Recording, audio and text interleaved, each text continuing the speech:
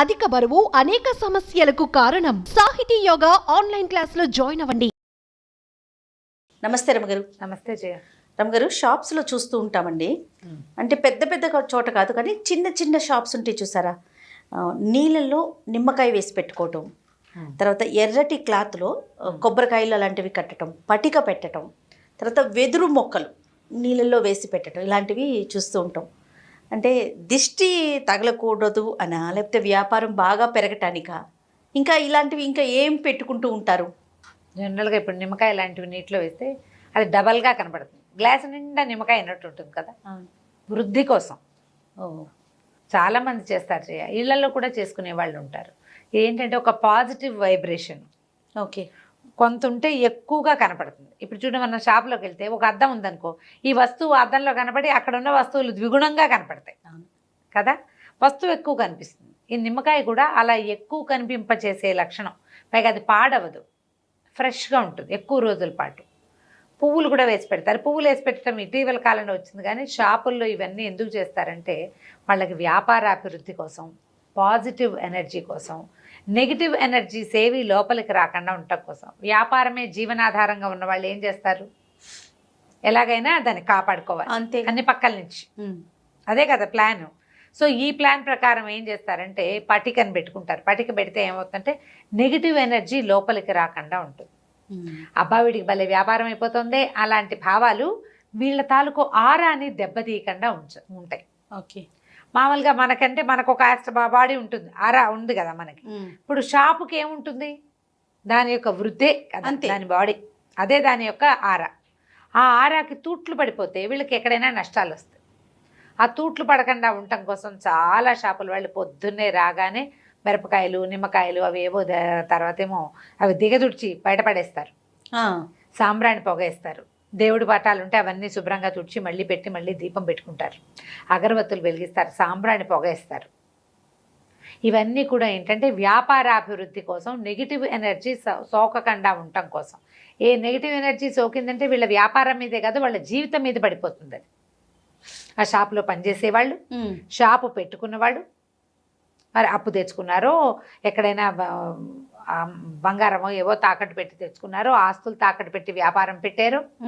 ఇది మొత్తం ఇక్కడ తగిలే నెగిటివ్ ఎనర్జీ అన్నిటికీ కొట్టేస్తుంది కదా. ఒక బాణం వేస్తే 7 సాల వృక్షాలు పడగొట్టేట శ్రీరాములు వారు. అట్లా ఒక్క నెగిటివ్ ఎనర్జీ తోటి, ఒక్క నెగిటివ్ సోర్స్ తోటి ఈ పాజిటివ్ థింగ్స్ అన్నీ దెబ్బతినేస్తాయి. దాన్ని ఎదుర్కోవటం కోసం రకరకాల మార్గాలు అనుసరిస్తారు. ఆ రకరకాల మార్గాల్లోనే పటిక పెట్టడం. పింక్ సాల్ట్ తెచ్చిచ్చేది మా తోడుకోడలు ఎక్కడి నుంచి తెప్పించింది, అమెరికాలో ఉంటుంది కదా శాంతి, అంత పింక్ సాల్ట్ రాయి, దాంట్ లోపలికి చిన్న హోల్ పెట్టి అడుగు నుంచి ఒక బల్బు కూడా పెట్టారు. మరి అమెజాన్లో కొన్నారో ఎక్కడ కొన్నారో తెలియదు. వర్షాకాలం నీరు కారిపోతుంది కానీ, లేకపోతే అది లైట్ వేసి పెడితే పింక్ కలర్ అట్లా కనిపిస్తుంటుంది. అది నెగిటివ్ ఎనర్జీని తీసేస్తుంది అని చెప్పి దానికి ఒక స్టాండు, దానికి ఒక బల్బు, దానికి ఒక ప్లగ్గు. ఒకవేళ ప్లగ్ పంప లైట్ పాడైపోయింది అయినా కూడా అది మీరు హాల్లో ఉంచుకుంటే నెగిటివ్ ఎనర్జీని అది హ్యాండిల్ చేస్తుంది.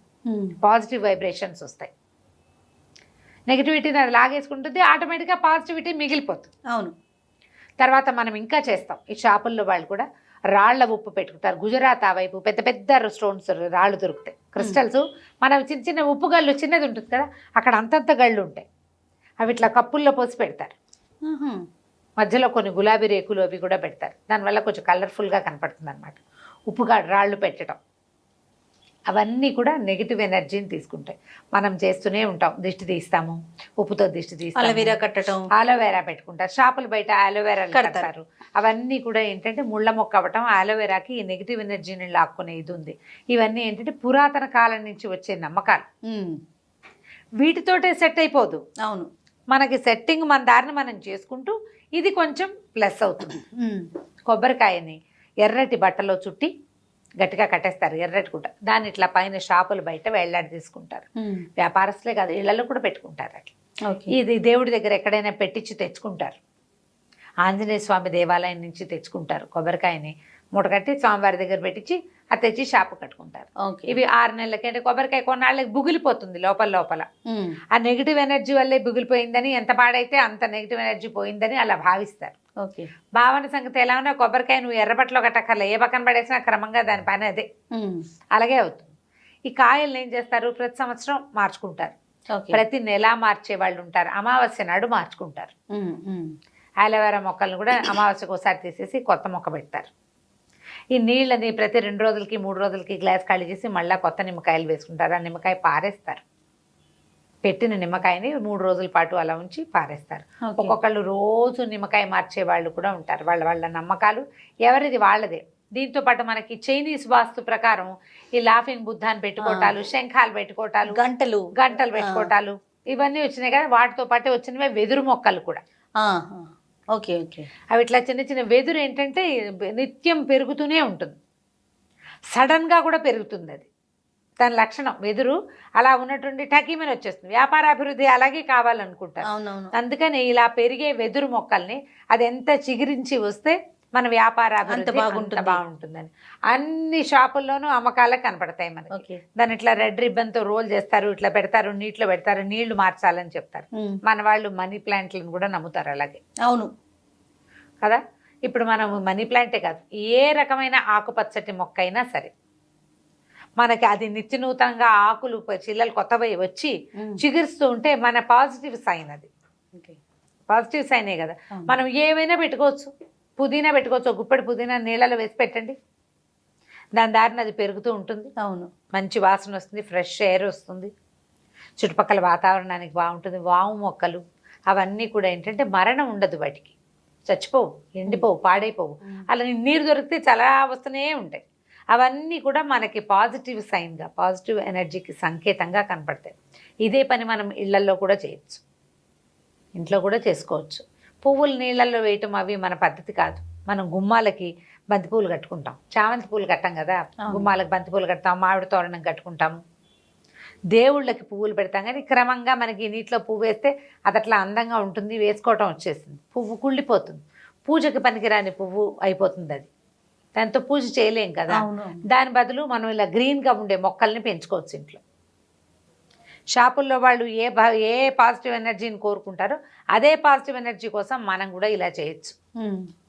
ఇళ్లలో పెట్టుకునేవి ప్లాంట్స్ వస్తాయి కదా, ప్లాస్టిక్ మొక్కలు, ప్లాస్టిక్ పువ్వులు, ప్లాస్టిక్తో ఉండే ఆకుల్ని అవాయిడ్ చేసేయండి. ఓకే. లైవ్లీగా ఉండే మొక్కల్ని పెంచుకోండి.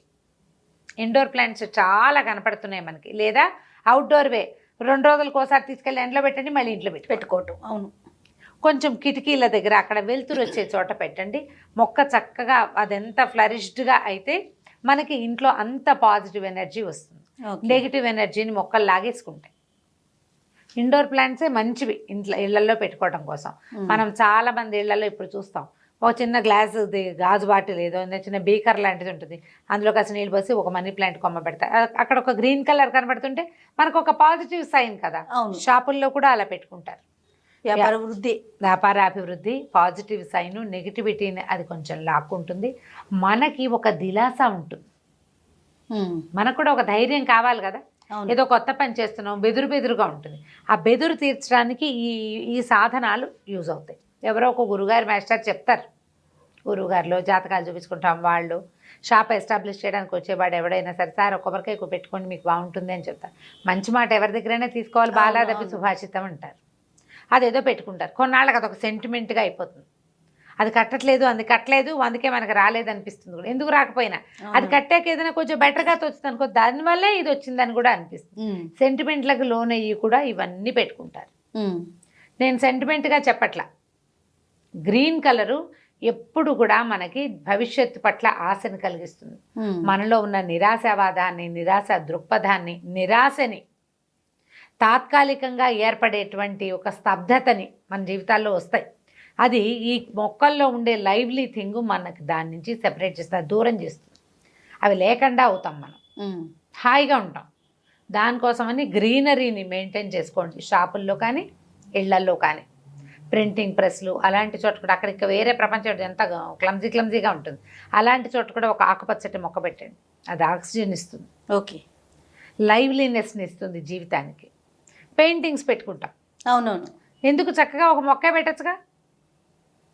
పెట్టచ్చుగా, ఇలా ఆలోచించండి. షాపుల్లో వాళ్ళు పెట్టేది ఇదే పాయింట్.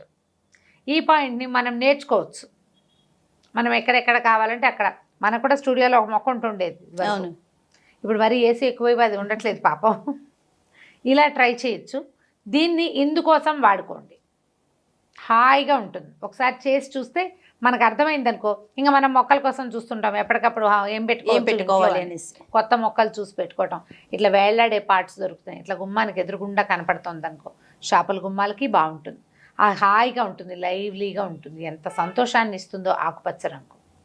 ప్రయత్నం చేసి చూడండి. తప్పకుండా. నమస్తే. నమస్తే.